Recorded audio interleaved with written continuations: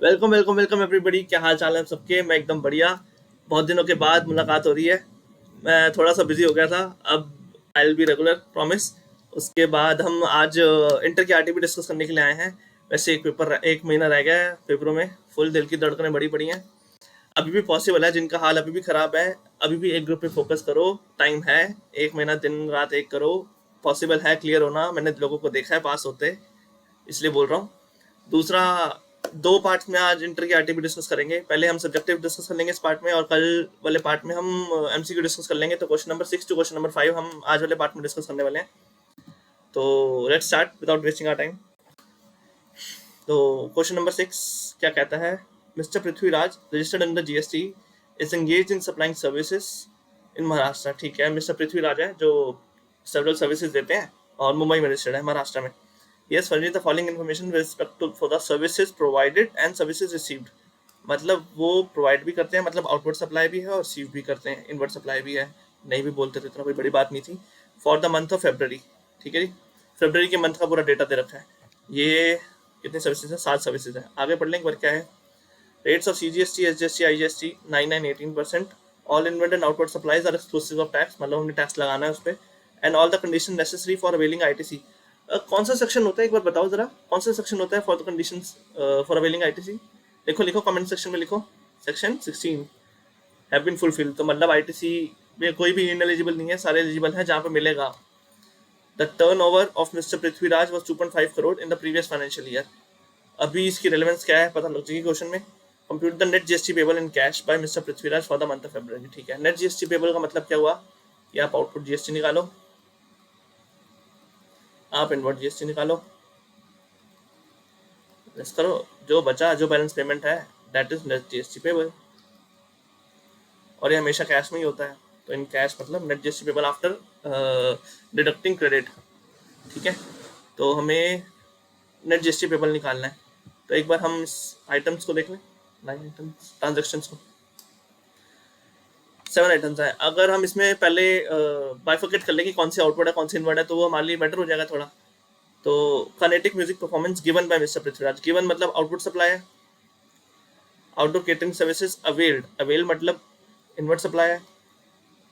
Services of transportation of students provided, मतलब हमने provide करी है, मतलब आउटपुट सप्लाई है। लीगल सर्विसेज अवेल्ड मतलब इनवर्ड सप्लाई है। Services provided to wealth bank, क्या क्या सर्विसेज है वो हम ट्रांजेक्शन के साथ साथ देखते जाएंगे, लेकिन अभी हम सिर्फ बांट रहे हैं। प्रोवाइडेड है तो आउटपुट सप्लाई है। Recovery agent services provided, provided मतलब फिर से आउटपुट सप्लाई है। एंड जनरल इंश्योरेंस टेकन, ये हमने अवेल करी है, मतलब इनवर्ट सप्लाई है। तो 4 आउटपुट सप्लाई है और 3 इनवर्ट सप्लाई है। तो एक एक करके देख लें। पहले हम नीचे टेबल बना लेते हैं, आसान हो जाएगा, साथ से लिखते चले जाएंगे। इसमें हम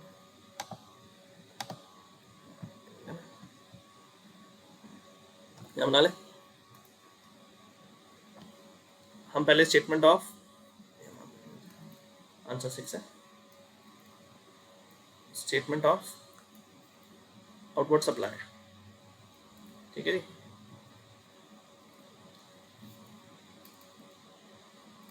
पर्टिकुलर्स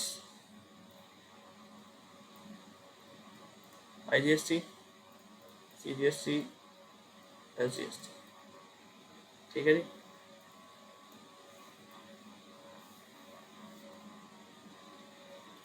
इनवर्ट का भी बना ही लें।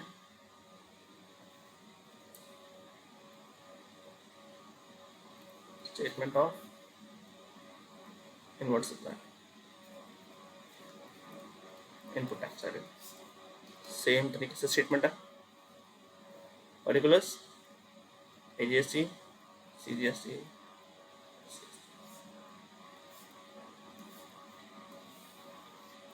ठीक है जी।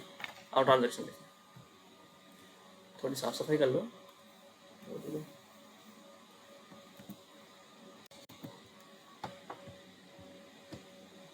कुछ नहीं हुआ, शाबाश। चलो, कानेटिक म्यूजिक परफॉर्मेंस। कानेटिक मतलब क्लासिकल, कानेटिक मतलब classical. Kinetic music performance given by mister Prithviraj promote a brand of readymade garments interested है। पहली बात, एग्जाम्शन चैप्टर अगर याद करो तो एग्जामिनेशन चैप्टर में एक एग्जामिनेशन दी हुई है कि अगर आप परफॉर्मेंस देते हो, परफॉर्मेंस रिलेटेड परफॉर्मेंस देते हो, तो अगर आप क्लासिकल परफॉर्मेंस देते हो या दूसरी कोई देते हो, तो कोई भी दूसरी अगर परफॉर्मेंस देते हो तो ना आओ देखा जाएगा, ना तो आओ सीधा जीएसटी। हाँ, जीएसटी लग जाएगा, जीएसटी लग जाएगा।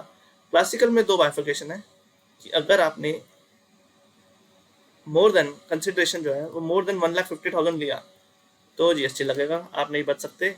सपोजिंगली आपने 1,50,000 से कम लिया तो आप एग्जाम्प्ट हो, मतलब जीएसटी नहीं लगेगा। ठीक है जी, तो यहाँ हमारी वैल्यू कितनी है 1,40,000, तो जीएसटी नहीं लगेगा। चांटा पड़ेगा, चांटा एक भूल गए, ब्रांड एम्बेसडर अगर वो किसी भी चीज़ का है, चाहे वो क्लासिकल परफॉर्मेंस दे रहा हो, चाहे वो कुछ भी दे रहा हो, तो कंसिडरेशन वैलिड है ना, 1 रुपये की कंसिडरेशन भी है तब भी जीएसटी लगेगा। अगर किसी भी चीज़ का ब्रांड एम्बेसडर है तो जीएसटी लगेगा इररिस्पेक्टिव ऑफ द कंसिडरेशन। तो यहाँ अगर आपने नोटिस नहीं किया तो ये ब्रांड ऑफ रेडीमेड गारमेंट्स है, ब्रांड तो प्रमोट अ ब्रांड मतलब ब्रांड एम्बेसडर है, तो ये जीएसटी इस पे लगेगा। 1.5 लाख वाली लिमिट एप्लीकेबल नहीं होती, ब्रांड एम्बेसडर है, जीएसटी लगेगा 1,40,000 पे। कौन सा है? इंटरेस्ट रेट है, इंटरेस्ट रेट मतलब सीजीएसटी जीएसटी लगेगा। ब्रांड एम्बेसडर वाली सर्विस, म्यूजिक परफॉर्मेंस कितनी है जी? 1,40,000। क्या रेट लगेगा? सीजीएसटी जीएसटी वाला 9%, 9%। कितना हो गया जी? 12,600, 12,600। अब दूसरी सर्विस देखें, पहले इनवर्ट सेलेक्ट कर लेते हैं, first output first, third, fifth और सिक्स्थ। ठीक है जी, फर्स्ट हो गई, थर्ड पे आ जाओ। Services of transportation of students provided, transportation of students. Sir कुछ याद आ रहा है, ट्रांसपोर्टेशन ऑफ स्टूडेंट्स एग्जाम्प्ट होती है, लेकिन सर वो शायद हायर कंट्री तक होती है। अच्छा, किसको दी है? Provided to Subhashkar college. Sir college तो हायर सेकेंडरी में नहीं आता है। अच्छा, providing education as a part of curriculum for obtaining a recognised qualification. बाकी बातें बेकार। उसने क्या बोला है? सर्विस ऑफ ट्रांसपोर्टेशन किसको दी है? कॉलेज वालों को। खुद बताओ, क्या उसमें आता था ट्रांसपोर्टेशन की सर्विसेज? वो सिर्फ हायर सेकेंडरी के लिए, हायर सेकेंडरी के बाद आता है कॉलेज, तो ये भी जीएसटी इस पे एप्लीकेबल है। तो 1 लाख कौन सी ट्रांजेक्शन है? इंटरेस्ट ट्रांजेक्शन है, फिर से CGST GST. Transportation service 1 lakh, CGST GST लगना है, फिर से 9%, 9%। और इसके बाद fifth, services provided to wealth bank. ठीक है, as a business correspondent. Sir exam है business correspondent and business facilitator, वो बैंक को देते थे तो माफ होते थे। क्वेश्चन पढ़ो, पहले क्वेश्चन पढ़ो। Services provided to wealth bank as a business correspondent with respect to accounts in branch of a branch located in urban area. अच्छा, आप कह रहे हो बिजनेस कॉरेस्पॉन्डेंट बिजनेस फैसिलिटेटर वाला अलाउड होता है। चलो बिजनेस कॉरेस्पॉन्डेंट की बात करते हैं। बिल्कुल अलाउड होता था, और जो नहीं अलाउड होता था वो आरसीएम पे जाता था। तो हम बच जाएंगे सर, हम बच जाएंगे। वो होता था अगर कोई एजेंट जो है वो बिजनेस कॉरेस्पॉन्डेंट को दे रहा है तो आरसीएम में जाता था, एग्जाम की तो बात ही नहीं थी। अगर कोई एजेंट किसी बिजनेस कॉरेस्पॉन्डेंट को सर्विस देता है तो आरसीएम में पे होगा, मतलब बिजनेस कॉरेस्पॉन्डेंट पे करेगा। यहाँ पे क्या है, हम कौन है? Services provided to wealth bank as a business correspondent, हम ही बिजनेस कॉरेस्पॉन्डेंट है, तो हम बिजनेस कॉरेस्पॉन्डेंट बैंक को सर्विस दे रहे हैं। किसको सर्विस दे रहे हैं? बैंक को। आपको दिख नहीं रहा होगा, अब दिख रहा है। बिजनेस कॉरेस्पॉन्डेंट बैंक को सर्विस दे रहा है। पहली बात, इसमें एग्जाम्पशन कोई है ही नहीं। दूसरी बात, आपको आरसीएम लगेगा? नहीं लगेगा, क्योंकि आरसीएम सिर्फ किसके केस में लगता है? एजेंट के केस में लगता है। हम कौन है? Business correspondent. किसको सर्विसेज दे रहे हैं? बैंक को। ये एनसीएम में ही पे होगा, नॉर्मल चार्ज में ही पे होगा। तो 2 लाख पे इंटरेस्ट ट्रांजेक्शन है, फिर से CGST GST. Business correspondent value क्या थी? 2 लाख, फिर से सीजीएसटी जीएसटी। इंटरेस्ट रेट है ना 9%, 9% हो गया 18,000, 18,000। और जी लास्ट सर्विस आ गई आउटपुट की, रिकवरी एजेंट सर्विसेज। सर अब तो आरसीएम है, रिकवरी एजेंट सर आरसीएम में आता है, अब कुछ नहीं हो सकता। Recovery agent services provided to a car dealer. ठीक है, इंटरेस्ट रेट आरसीएम में आता है जी, आरसीएम में आता है, बिल्कुल आरसीएम में आता है। लेकिन फिर एक और बात भूल रहे हो, recovery agent services provided to bank अगर हम हैं तो आरसीएम लगता है, मतलब बैंक पे करता है। हम किसको दे रहे हैं, ध्यान से पढ़ो question, recovery agent services provided to a car dealer. क्या हम बैंक को दे रहे हैं, नहीं, हम दे रहे हैं रिकवरी एजेंट सर्विसेज किसी कार डीलर को। कार डीलर को कौन है पता नहीं, तो आरसीएम लगेगा जी, नहीं एनसीएम लगेगा। क्या ठीक है, इसमें कोई एग्जाम्पशन है, कोई एग्जाम्पशन नहीं है, तो एनसीएम लगेगा, नॉर्मल चार्ज ही लगेगा। क्या है, इंटरेस्ट रेट, फिर से सीजीएस सीएचएस लगेंगे 15,000 पे। आ जाओ, पहले क्वेश्चन पढ़ा करो, सब कुछ ध्यान रखो। एग्जाम्पशन है, नहीं है, अच्छा एग्जाम्पशन नहीं है तो कौन सा पेबल है, आरसीएम में पेबल है, एनसीएम में। आरसीएम में कोई प्रोविजन है, हाँ है, लेकिन वो बैंक के रिगार्डिंग है, तो यहाँ बैंक तो नहीं है, सिर्फ कार डीलर है, तो कौन हुआ आपका normal charge, recovery services, recovery agent services 15,000 again 9%, 9%।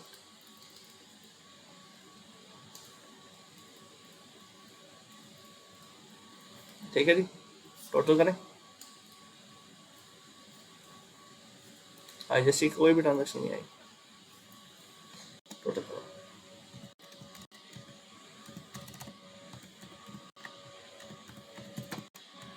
ये हो गया 40,950। ठीक है जी, इसके बाद हमने निकालना है स्टेटमेंट ऑफ इनवर्ट सप्लाई। आप सारी इनवर्ट सप्लाई की सर्विसेज देख लें।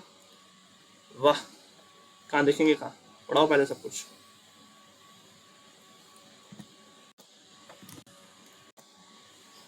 काफी सब हो गया, बच्चा बच्चा साफ कर जी।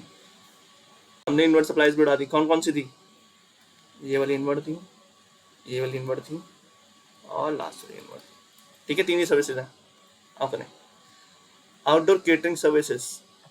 सर केटरिंग सर्विसेज, खुशबू आ गई, किसकी खुशबू आ गई, सर ब्लॉक क्रेडिट की खुशबू आ गई। अच्छा, ब्लॉक क्रेडिट की खुशबू आ गई। ब्लॉक क्रेडिट किस में होता था, कुछ आइडिया, सर सेक्शन 17(5) में होता था, सेक्शन 17 सबसेक्शन 5 में होता था। अच्छा, पहले पढ़ लो, पढ़ लो। Outdoor catering services availed for a marketing event organise for prospective customers. Sir catering services block तो होती थी, ये याद आ रहा है, लेकिन उसमें एक एग्जाम्पशन होती थी कि फॉर फर्दर सप्लाई सपोजिंगली। तो सर हम तो कस्टमर्स के लिए कर रहे हैं, मतलब हम for further supply of business ही हो हमारा। वो एग्जाम्पशन ये है कि अगर आप सेम बिजनेस में हो, सिमिलर बिजनेस में हो, आप सिमिलर बिजनेस में नहीं हो, या आप कोई मार्केटिंग इवेंट कर रहे हो, आपने उसके लिए केटरिंग सर्विसेज लिया है, तो कोई एग्जाम्पशन नहीं है। एग्जाम्पशन क्या है, यहाँ पे अलाउ ही नहीं कर रहे, आईटीसी नहीं मिलेगा, ये ब्लॉक क्रेडिट के अंदर फॉल करता है, आउटडोर केटरिंग सर्विसेज। तो एक बार लिख दें, आउटडोर केटरिंग सर्विसेज ब्लॉक, इसके अंदर सेक्शन 17 सबसेक्शन 5 के अंदर कुछ नहीं मिलना। आ जाओ, तीन में से एक तो गया। लीगल सर्विसेज, सर आरसीएम लगेगा, आरसीएम लगेगा, पहले देख लो, देख लो। Legal services availed for official purpose, sir office purpose के लिए है, from an advocate located in Gujarat, interstate. एक ट्रांजेक्शन आई है भैया, इंटरस्टेट। चलो, legal services availed for official purpose. पहले तो एक चार्ट बना लेते हैं, जगह है ये जगह,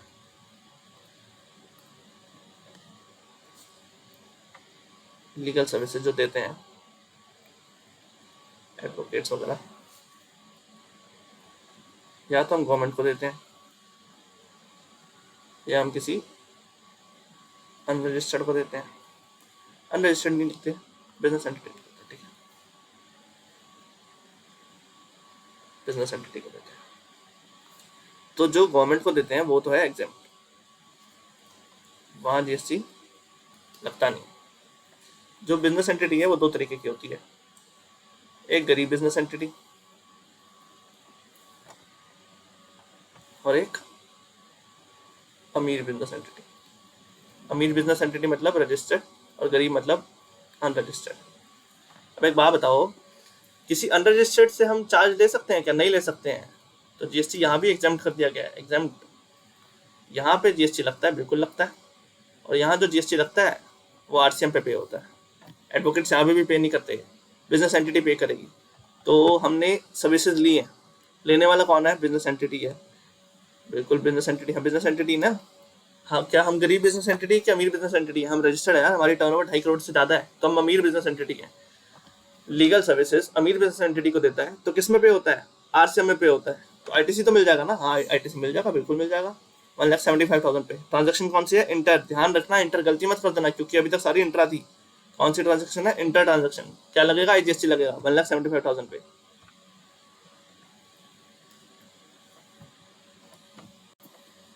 अरे अरे लीगल सर्विसेज 1,75,000, सीधा 18% कितना हो गया,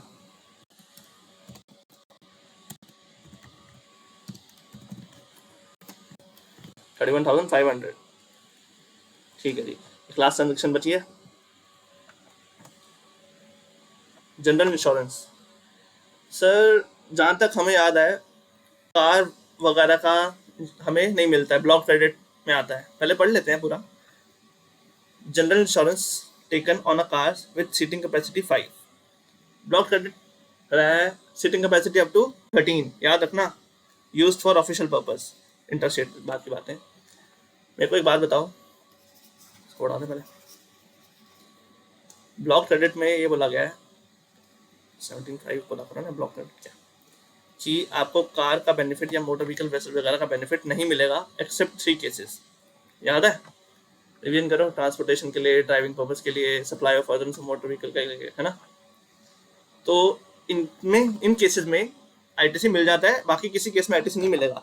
तो ऐसा बोला क्या है, जिसको ये 3 केसेस के लिए आईटीसी मिल रहा है कार का, उसको रिपेयर, मेंटेनेंस, इंश्योरेंस उन सबका भी मिल जाएगा। लेकिन बाकी सबको जिनको नहीं मिल रहा कार का इंश्योरेंस, उसको कार का आईटीसी, उनको रिपेयर, मेंटेन, इंश्योरेंस का आईटीसी भी नहीं मिलेगा। तो एक मेरे को बात बताओ, हम क्या इन 3 कैटेगरी में फॉलो करते हैं, हम ट्रांसपोर्टेशन या ड्राइविंग या सप्लाई ऑफ मोटर व्हीकल में फॉलो कर रहे हैं, नहीं कर रहे हैं।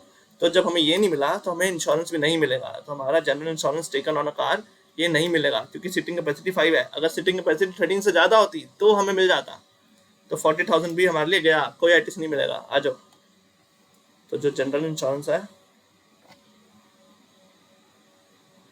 ये भी block, same reason, section 17 subsection 5 कुछ नहीं मिलना, तो टोटल आईटीसी आ जाएगा हमारा यहाँ पे 31,500। ठीक है जी, एक बार नेट जीएसटी पेबल निकाल लें, net GST payable, output GST क्या है हमारा 40,950, 40,950, आईजीएसटी, सीजीएसटी, एसजीएसटी पूरा लिखना भाई,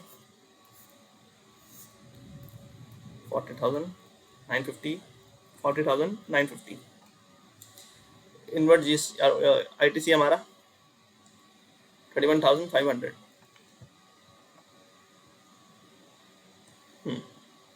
अब इसको सेट ऑफ करना है। अब इसके 3 ऑप्शन हो सकते हैं, या तो हम, वैसे होता क्या है, manner of utilizing of ITC है क्या, आईजीएसटी का है, वो पहले आईजीएसटी से यूज होगा, अगर आईजीएसटी नहीं है तो वो सीजीएसटी या एसजीएसटी किसी भी प्रोपोर्शन में हो सकता है, एनी प्रोपोर्शन में वो यूटिलाइज हो सकता है। ठीक है, अब हमारे पास 3 ऑप्शन बचते हैं, या तो हम इसको यूटिलाइज कर लें, utilize all for, utilize it all for CGST. Second option हमारे पास बचता है utilize it all for SGST, और तीसरा ऑप्शन बचता है इक्वल यूटिलाइजेशन, है कि नहीं। तो इंस्टीट्यूट इसके साथ गया है, इक्वल इक्वल बांट दिया है, आप तीनों डाल के आ सकते हो ऑल्टरनेट सोल्यूशन में, या कोई भी सोल्यूशन लिखकर आ सकते हो, उसके बाद ऑल्टरनेट नोट डाल सकते हो, सोल्यूशन गलत नहीं होगा। इंस्टीट्यूट इसके साथ गया हुआ है इक्वल प्रोपोर्शन के साथ, तो 31,500 को हम इक्वल इक्वल डिडक्ट कर दें,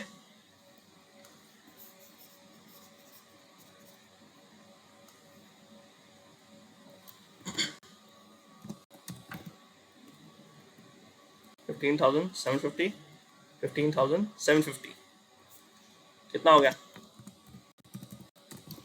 25,200 की लाइबिलिटी, 25,200 की लाइबिलिटी, ये हमारा नेट जीएसटी पेबल है। ठीक है जी, हमारा net GST payable in cash. Clear है, कोई डाउट है तो बताओ, क्लियर है, आगे बढ़े, चलो।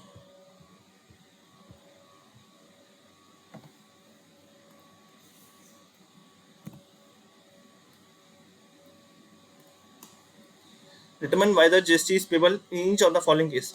इसमें हमें बताना है क्या जीएसटी पे हो रहा है, कुछ एग्जाम्पल भी हो सकता है, दोनों में पे भी हो सकता है, दोनों हो सकते हैं। देखते हैं। Dhruv developer sold a plot of land. Sir plot of land sir exempt होता है सर, शेड्यूल 3 में आता है। शेड्यूल 3 में क्या बोलता है, शेड्यूल 3 क्या कहता है वैसे कि कुछ services neither supply of goods है नॉर सप्लाई ऑफ सर्विसेज है। अगर वो सप्लाई ही नहीं बन रही तो जीएसटी का सवाल ही नहीं उठता। तो वहाँ पे sale of land exempt category में डाली हुई है। एग्जाम्प्ट भी नहीं, it is neither sale of good nor sale of service, supply of service, supply. ठीक है, तो जब सप्लाई नहीं बनेगा तो जीएसटी का सवाल ही नहीं उठता कि उस पर लेवाई हो जाए। ठीक है, अभी तक तो ये हाल है। चलो आगे। Dhruv developers sold a plot of land in greater Noida after levelling laying down of drainage lines and water pipes and electricity. अच्छा चीजें ऐड करती हैं। मेरे को एक बात बताओ, लैंड है, अगर हम इसको बेचते, शेड्यूल 3 में फॉल करता है, जहाँ पे सप्लाई नहीं बनेगा तो जीएसटी नहीं लगेगा। सपोजिंगली मैंने यहाँ पे बिजली का खंभा लगवा दिया और ड्रेनेज पाइप डलवा दिए, पानी लगवा दिया, सब कर दिया। मेरे को एक बात बताओ, ये जो मैंने चीजें कराई हैं इसके बाद इसको हम क्या कहेंगे, ये कंस्ट्रक्टेड लैंड हो गया, ये अब बिल्डिंग बन रही है क्या इसके ऊपर? ये जो इलेक्ट्रिसिटी पोल है ये सब बिल्डिंग है? नहीं ना, है तो अभी भी लैंड ही। जब ये बेचेंगे तो एज अ प्लॉट ही बिकेगा ना, एज अ लैंड ही बिकेगा। तो उसके बाद भी अगर हम levelling, laying down, drainage lines, water lines कुछ भी करा के दे रहे हैं तब भी ये लैंड ही है। तो सेल ऑफ लैंड अभी भी शेड्यूल 3 में ही फॉल करेगा। और शेड्यूल 3 ये कहता है ना ये गुड है ना ये सर्विसेज है सप्लाई, तो जीएसटी का सवाल नहीं उठता। ये जो लैंग्वेज है levelling, laying down, drainage lines, ये सर्कुलर में आई थी अक्टूबर में, उसमें क्लैरिफाई कर दिया था कि उसके बाद भी ये सेल ऑफ प्लॉट ही कंसिडर होगा, तो जीएसटी का सवाल नहीं उठता इस पर। अगला पार्ट क्या कहता है? डेक्कन शिपिंग प्राइवेट लिमिटेड एक शिपिंग कंपनी है जो कि रजिस्टर्ड है अंडमान एंड निकोबार आइलैंड, मतलब यूटी में रजिस्टर्ड है। Provided the passenger transportation services. तो एग्जाम्पशन याद आ रही है पैसेंजर ट्रांसपोर्टेशन सर्विसेज से? हाँ सर याद आ रही है। अगर सर स्टेज कैरियर है तो उसमें हम टूरिज्म बांट देते हैं, टूरिज्म पर्पज़ के लिए है तो आपका जीएसटी लगेगा। अगर किसी स्पेसिफिक पर्पज़ के लिए है तो भी जीएसटी लगेगा। लेकिन अगर पब्लिक ट्रांसपोर्ट है तो जीएसटी नहीं लगेगा। तो हम देखें किस चीज़ के लिए है, passenger transportation services to local residents in the ferries owned by it to Neil Island to Havelock Island. ठीक है, from Neil Island to Havelock Island. Okay, local residents को दे रहे हैं passenger transportation services. Sir passenger transportation services अगर government दे तो exempt होगी, वो भी सिर्फ पब्लिक सबके लिए, कोई प्राइवेट पार्टी के लिए थोड़ी ना होगी। ऐसा कहाँ लिखा है? ऐसा कहीं नहीं लिखा है। तो चाहे वो गवर्नमेंट के थ्रू हो रही है या किसी भी प्राइवेट पर्सन के थ्रू हो रही है, मतलब any person providing passenger transportation services for the public, ठीक है, वो एग्जाम्प्ट होती है जीएसटी से, एग्जाम्प्ट है वो। तो चाहे वो फेरीज है चाहे वो मोटर व्हीकल है, पैसेंजर ट्रांसपोर्टेशन सर्विसेज पब्लिक के लिए एग्जाम्प्ट है। अब एक बार पढ़ ले क्वेश्चन नंबर 7 में। आओ जी, पहले प्लॉट ऑफ लैंड वाला पढ़ ले। GST is not payable by Dhruv developers on the sale of plot of land. क्यों? क्योंकि शेड्यूल 3 के अंदर फॉल करता है neither supply of good nor supply of services. उसके बाद क्या कह रहा है कि सर्कुलर में सिर्फ ये क्लैरिफाई किया था, अक्टूबर में नहीं अगस्त में, कि उसके बाद अगर हम लेवलिंग भी करते हैं, laying down of drainage line, electricity, water pipes वगैरह कुछ भी हम करते हैं तो उसके बाद भी वो लैंड के करैक्टर नहीं छोड़ेगा। तो as per para 5 of schedule 3, sale of land is neither a supply of good nor a supply of services, therefore the sale of land does not attract GST. It is may sold either as it is sub after development or as it is. Okay, उसके बाद transportation of passenger services वाला by private operator. मैंने क्या कहा था, government दे या कोई भी प्राइवेट पार्टी दे, मतलब कोई भी पर्सन दे, अगर वो पैसेंजर ट्रांसपोर्टेशन सर्विसेज दे रहा है और वो पब्लिक ट्रांसपोर्ट के लिए है, मतलब वो सबके लिए ओपन है, तो वो जीएसटी नहीं अट्रैक्ट करेगा, are exempt from GST. GST circular clarifies the applicability of GST on private ferries ticket, मतलब यहाँ पे फेरी, मोटर व्हीकल, जो भी जिस भी मीडियम से हम ट्रांसपोर्ट कर रहे हैं, transportation of passengers by public transport other than predominantly for tourism purpose. Tourism purpose पे अगर फेरीज पैसेंजर ट्रांसपोर्टेशन दे रही है तो वो टैक्सेबल है। अब टूरिज्म पर्पस कैसे पता लगता है? टूरिज्म पर्पस मतलब आपको फूड एंड बेवरेज प्रोवाइड हो रहा है, आपको म्यूजिक सर्विस प्रोवाइड हो रही है, म्यूजिक फैसिलिटी प्रोवाइड हो रही है, मतलब पर्टिकुलरली टूरिज्म के लिए नहीं होना चाहिए, सिर्फ पब्लिक ट्रांसपोर्टेशन के लिए होना चाहिए। और दूसरा आपका इनलैंड वाटरवेज वगैरह, कोस्टल लैंड वाटरवेज पता है तो उससे भी आइडिया लग जाएगा। It is clarified that the exemption would apply to ticket purchase from the transportation from one point to another, respective of whether the ferry is owned or operated by a private sector price or a PSU और government. मैंने क्या कहा था, या government हो या कोई भी प्राइवेट पार्टी हो, अगर जब तक वो पब्लिक ट्रांसपोर्टेशन की सर्विस दे रहा है, पैसेंजर ट्रांसपोर्टेशन की सर्विस दे रहा है पब्लिकली, तो वो एग्जाम्प्ट है जीएसटी। क्लियर है? आगे बढ़े, हम कितना कुछ लिख लेते हैं।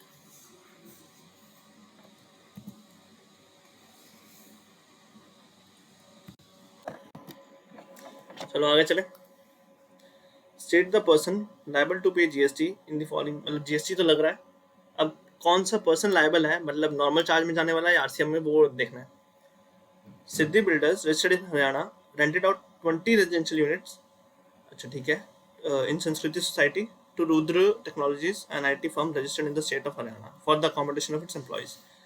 क्या कह गया, सिद्धि बिल्डर्स जो है हरियाणा में रजिस्टर्ड है, उसने 20 रेजिडेंशियल यूनिट्स दिए हैं रुद्र टेक्नोलॉजीज को एम्प्लॉइज की रेजिडेंस के लिए। ठीक है जी, रेजिडेंशियल का एक बार मैं समझा दूं, कोई जगह चाहिए।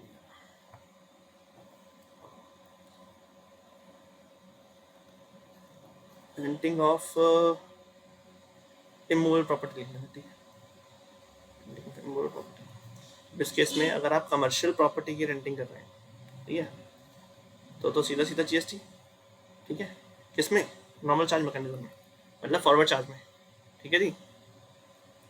और अगर आप दो बंदों को दे रहे हो, अगर आप रेजिडेंशियल प्रॉपर्टी का दे रहे हो, ठीक है, रेंटिंग ऑफ रेजिडेंशियल प्रॉपर्टी, तो रेजिडेंशियल प्रॉपर्टी किस किस को, दो केस में, एक तो आप रजिस्टर्ड पर्सन को दे रहे हो और एक आप दे रहे हो अनरजिस्टर्ड पर्सन को। तो जो आप रजिस्टर्ड पर्सन को दे रहे हो इसमें लगता है RCM, renting of property to registered person, मतलब अमीर बिजनेस एंटिटी को अगर आप दे रहे हैं तो उस केस में आरसीएम लगेगा, मतलब बिजनेस एंटिटी टैक्स भरेगी, टैक्स हमेशा रेजिडेंशियल बिल्डिंग करेगी, मतलब फाइल भी वही करेगी। उसके बाद अगर हम अनरजिस्टर्ड को देते हैं तो इसमें भी दो कैटेगरी, अगर तो वो इसको रेजिडेंस के पर्पस के लिए यूज होने वाला है, मतलब रेजिडेंस पर्पस ही यूज होने वाला है और कोई अदर पर्पस है, अगर तो रेजिडेंट पर्पस के लिए यूज होने वाला है और सामने वाला अनरजिस्टर्ड है तो उस केस में जीएसटी नहीं लगेगा। अगर हम किसी को रेजिडेंशियल प्रॉपर्टी दे रहे हैं रेंटिंग पे और सामने वाला अनरजिस्टर्ड है और रेजिडेंस के लिए ही यूज कर रहा है तो नहीं लगेगा जीएसटी, और अगर किसी और पर्पस के लिए यूज कर रहा है तो जीएसटी लगेगा और वो ही भरेगा, जीएसटी लगेगा और फॉरवर्ड चार्ज पे ही लगेगा, एनसीएम पे ही लगेगा, ठीक है, आरसीएम पे नहीं लगेगा, सिर्फ इस केस में आरसीएम लगेगा। अब हम देखें हम कौन सी कैटेगरी में फॉलो कर रहे हैं। Siddhi builders in Haryana rented out 20 residential units to Rudra, सामने वाली पार्टी अमीर बिजनेस एंटिटी है जी, अमीर बिजनेस एंटिटी है इन द स्टेट, क्योंकि registered in the state of Haryana, तो यहाँ पे रुद्र टेक्नोलॉजीज पे करेगी या सिद्धि बिल्डर्स पे करेगी जी, रुद्र टेक्नोलॉजीज पे करेगी, आरसीएम है ना। हम रेंटिंग ऑफ प्रॉपर्टी कर रहे हैं, किसको कर रहे हैं, रजिस्टर्ड को कर रहे हैं, रजिस्टर्ड वाले केस में क्या होता था, आरसीएम होता था, समझे, तो रुद्र टेक्नोलॉजीज पे करेगा। पढ़ लें एक बारी,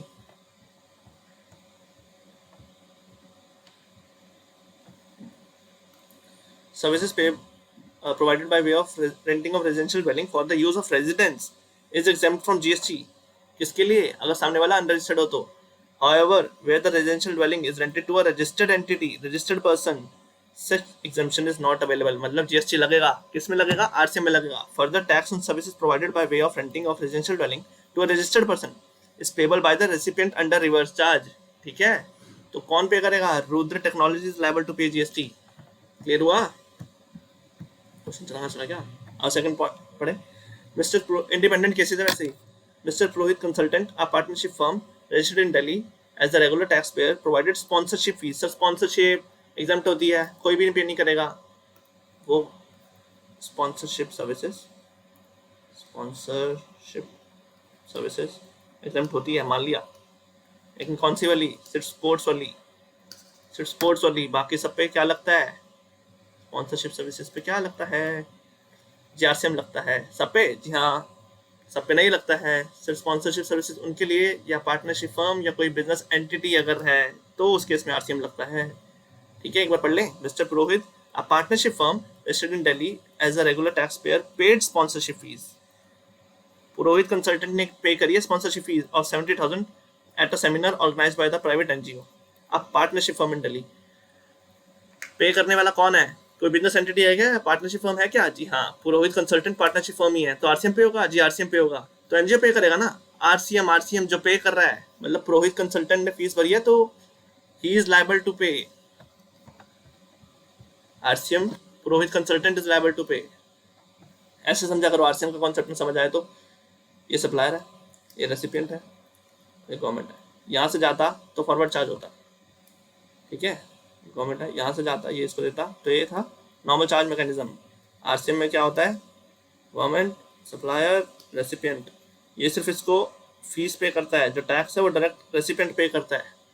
इस केस में ऐसा समझा करो, तो मिस्टर पुरोहित ने ही तो फीस दी थी ना, तो मिस्टर पुरोहित तो रेसिपिएंट हुए, ये आरसीएम में पे करेंगे गवर्नमेंट को। In case of services provided by any person by way of sponsorship to any body corporate or partnership firm, कोई भी बॉडी कॉर्पोरेट या पार्टनरशिप फर्म को अगर पे करता है तो वो आरसीएम में फॉल कर जाएगा। GST is liable to be paid under reverse charge by such body corporate और पार्टनरशिप फर्म। तो पार्टनरशिप फर्म कौन सी थी यहाँ पे? Purohit consultants. Since in the given case sponsorship services are being provided by the private NGO to a partnership firm messrs Purohit consultant, GST is payable by messrs Purohit consultant under RCM. Clear हुआ? कोई भी business entity या partnership firm services avail कर रहे हैं, मतलब उन्होंने sponsorship fees पे करी है, तो वो आरसीएम में फॉल कर जाएंगे, उनको ही पे करना है टैक्स। अगर सपोजिंगली सामने कोई अनरजिस्टर्ड पर्सन होता तो क्या होता? बताओ बताओ, इसका आंसर कमेंट सेक्शन में डालो, बता दें। और एग्जाम्प्ट नहीं है, स्पॉन्सरशिप सर्विसेज सिर्फ in case of sports is exempt, that's it. Briefly enumerate the contraventions which makes a registered person liable to cancellation of registration. Cancellation of registration का section भी बताओ, बाकी क्वेश्चन पढ़ते हैं। बताओ बताओ बताओ, कमेंट सेक्शन में लिखो। Briefly enumerate the contraventions which made a registered person liable to cancellation of registration as prescribed under Rule 21. अच्छा, आंसर बाद में देखेंगे, पहले बताओ कैसे याद आ रही, किस वजह से तुम्हारे सोचने में किस वजह, कौन सी वजह हो सकती है कि जिससे कैंसिलेशन हो जाए रजिस्ट्रेशन का? या तो आपने आईटीसी गलत ले लिया होगा, मतलब सेक्शन 16 की कोई भी कंडीशन को हमने कॉन्ट्रवेंट कर दिया या वायलेट कर दिया, ठीक है, आईटीसी नहीं मिला, आईटीसी गलत ले लिया सेक्शन 16 में। और बताओ, रिटर्न नहीं भरी, रिटर्न में दो आ जाएंगे। अगर मंथली वाला बंदा है, मंथली वाला बंदा अगर 6 मंथ तक रिटर्न नहीं भरता तो गड़बड़। अगर क्वार्टरली वाला बंदा है तो 2 पीरियड तक अगर अपनी रिटर्न नहीं भरता, 2 पीरियड मतलब 2 क्वार्टर मतलब 6 मंथ ही हो गया, लेकिन हम लिखेंगे उसको ऐसे।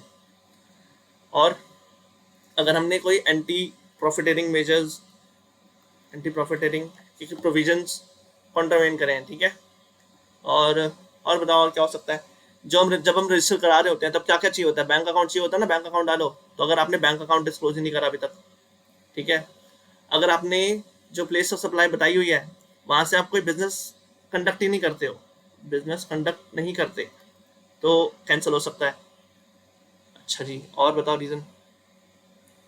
आपने इनवॉइस इशू तो कर दिया है लेकिन उसकी कोई सप्लाई नहीं थी, मतलब बोगस इनवॉइस इशू कर दिया है, तो कैंसिल हो सकता है। बहुत है, बाकी पढ़ लेते हैं जो बचा हुआ है।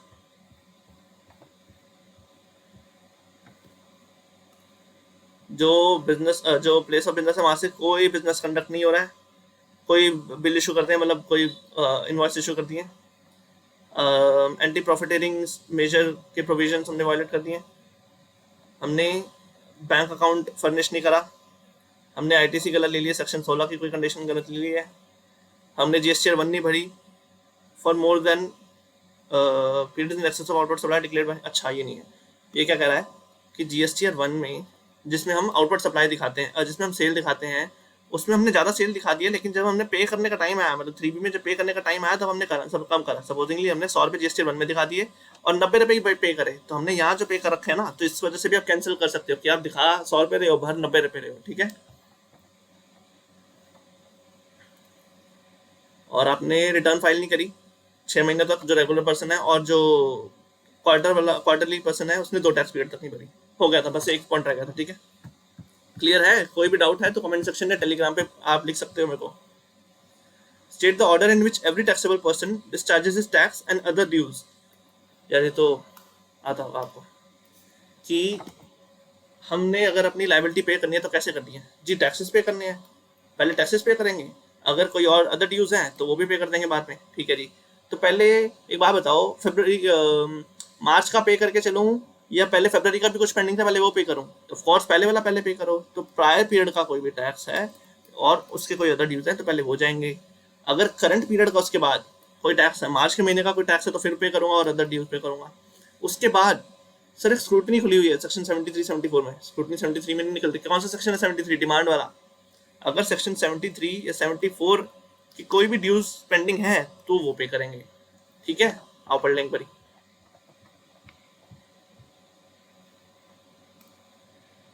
Self access tax, self access tax अब इन लाइन हो गया आईटीसी से, ठीक है। Other dues relating to previous tax periods, current tax period का टैक्स पे करेंगे और any amount payable under section 73 and 74, ठीक है जी। क्लियर है? तो हमारा सब्जेक्टिव पोर्शन कवर होता है। हम अगले पार्ट में मिलेंगे question number 1 to question number 5 के लिए, जो कि है एमसीक्यू। क्लियर है? कोई भी डाउट है, किसी भी रिलेटेड क्वेरी है तो मेरे को कमेंट सेक्शन में लिखो या टेलीग्राम पे डीएम करो, ठीक है। चलो बाय, टेक केयर।